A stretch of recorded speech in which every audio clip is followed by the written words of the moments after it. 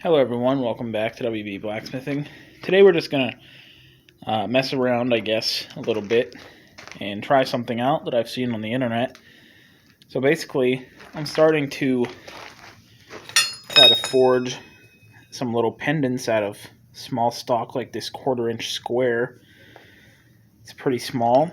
I also use 1/4-inch square for a lot of my nails. I don't forge many nails, but whenever I do, I usually like to use 1/4-inch square stock. So there's a little piece of that. So instead of lighting my big coal forge all the time, whenever I'm forging that small stuff, like the pendants, I'm going to try to start getting into selling a little bit more. I'd like to try do a little bit of an experiment. I have a couple of these soft fire bricks. They're about 2 by 4 by 8 inches. I figured 2 of them would be good. And I have a map gas torch. There's the torch with an almost empty bottle up there. And I know this is not the best whatsoever, but just to mess around a little bit, I can make a better gas forge if I wanted to. But just for today, just to see how well this works, it might be useful sometimes. You know, who knows? I have seen it done, like I said, on YouTube and other places on the internet, but I haven't done it yet, so we're going to just try this out. Okay, so first clip here of actually doing something. I did put these in the vise. This is my 6-inch leg vise. Very gently clamped, like, you know, don't want to loosen it too much, but very gently, just lightly push, just enough to hold them in place. But a lot of people might not realize this. These bricks are very easy to work with if you're making something like a very simple forge. Here, I'm just using this 1 3/4-inch hole saw bit. It's actually the saw part. And then here's just a pair of needle nose pliers I use for small scrolls, like at the end of hooks. And you can just literally start it in with your fingers until it gets too deep in there. And then you can do something like this and use this to spin the saw. See, I just gained a couple inches of depth in there already, and I'll just keep doing that. Super easy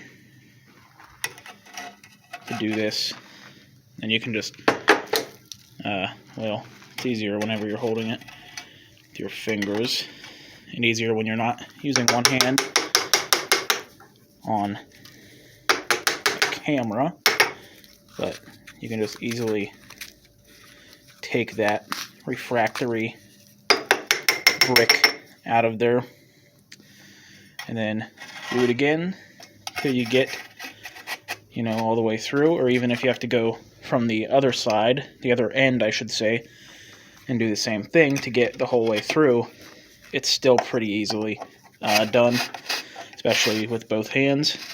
Just wanted to mention that. Doesn't even take a lot of force to do this at all. So I'll be back when I'm done with that. Okay, so I have that 1 3/4-inch hole all the way through here in the matter of like 4 minutes of just turning that hole saw in by hand. I did go in from this side too, just because my pliers wouldn't go the whole way. Holding that saw, the handles got in the way. You could probably use something else to get around that, but it's easier just to go from the opposite side and just simplify things that way. I don't need a forge this long. Like I said, that's about 8 inches long. I don't need that much. I just need a little bit. Just enough, like I said, to put my little 1/4-inch stock in there. Heat up the end to forge a little leaf pendant, or any other little pendant like that. I basically only need like 1 inch length for any one of the pendants that I'm going to be forging. So I'm going to cut this in half, and the thing about that is Then I get 2 forges if one starts to crumble, which eventually this stuff does crumble. I have another one already, made up. I can stick my torch in, no problem, and get to work, if I actually needed this anyways. So now we're going to get the torch stuck in there, set up somewhere, and we'll see how it works. If you only have 2 bricks or you're on like a really low budget, I also thought you could cut, the half that you need for the small forge, and then you could have 4 replaceable block doors, or if you wanted to cover the whole 4x4 section here, you could just have your half, put it right there, cover the whole thing. Not really necessary, just a little bit extra around the opening covering with the door is very helpful to keep the heat in. Whatever heat you can get into here from a torch like this, you want to keep it in there as best you can. So it's just up to you if you wanted to have the smaller doors or the 2 bigger ones. So I have the 4 smaller door idea right now. Even if you had this on a wooden table or something, I don't have a wooden table around me, not one that's clear enough to use. I have that, but nah, I don't know about that. If you had a wooden table or something, and this is not advice, by the way, they're just ideas that I have. You'd have to decide if you wanted to do this kind of stuff or not. But if you wanted to guard from some heat, you could put your forge up on this extra brick, get it up off a little bit more. Okay, so I have my torch there. There's a little button you can push to make the flame keep coming out, so you don't have to hold the trigger. So I was thinking, I have this extra brick here for a door, but another idea is to cut one of your bricks in a way that allows you to have sort of a stock rest. Some people call them a dead man. There's different names for them. Stock rest is what I would say usually. But if you wanted to do something like that, it could be handy for sure. I'm going to let this thing warm up a little bit, show you how it does. It already looks like it's getting kind of warm, so I have slightly high hopes for the little thing. Put that front door there. Back door's pretty well insulated, so we'll see how it goes. Alrighty, so I have my light off. It's only been like a minute or 2, literally. I shut that off so you can see the real color a little bit better on the camera. It's pretty bright orange now. It is getting slightly warm for the tip of the torch. Not too bad, honestly.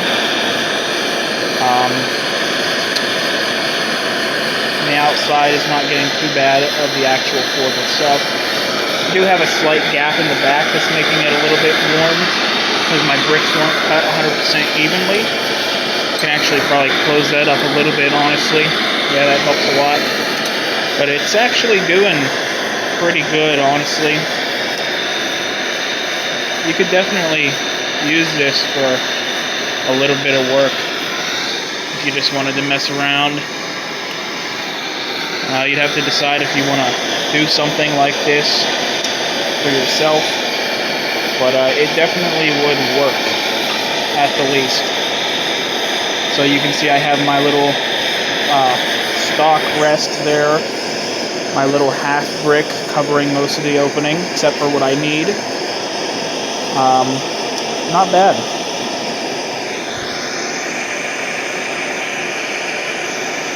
I'm going to forge out a small pendant here.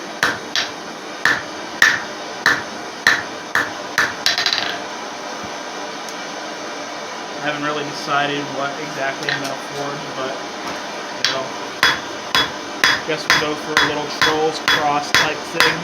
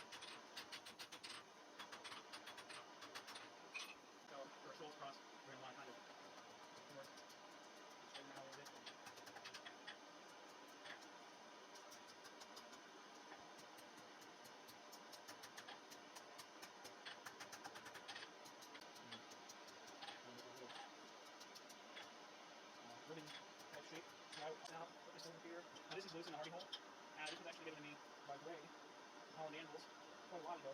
I've never really used it yet, but starting with a little bit of this small stuff, I think it's going to be useful. But this little light finishing should be decent. Okay, we'll put this here so we don't mess up our main round section. And we can go here on the edge. I'm not sure if you can see it or not, but I'm just trying to force this little scroll in.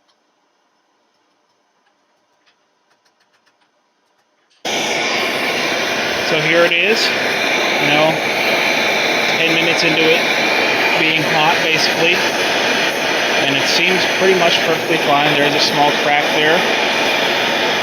That's to be expected. These bricks do crumble, especially if they've been wet. These ones have been slightly wet. They've been under a tarp outside on a pallet. I have a pallet of these things, so this idea may be actually profitable for me. If I want to not have to light the big forge, even if I had a large gas forge, these bottles last a long time. I've used this to work on my car. I mean, this thing has been burning, actually burning, for hours since I started using it. With all the time that I've gotten built up. Woo! Slightly warm. I'm going to cut this off here, off camera, because I can't really transition that fast. But, I'll be back.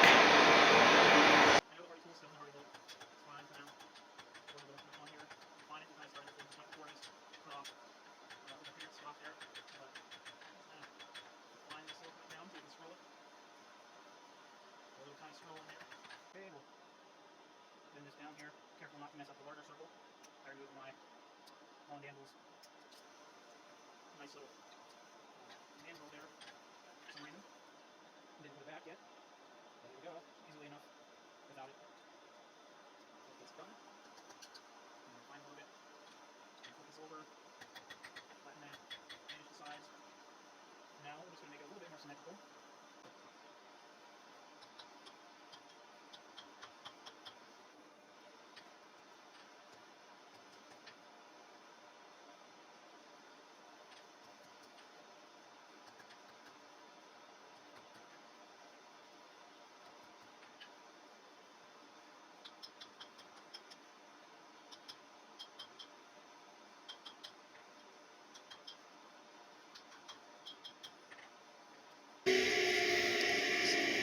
So here, well, I'll get you a better clip outside, but here is our Crow's Cross.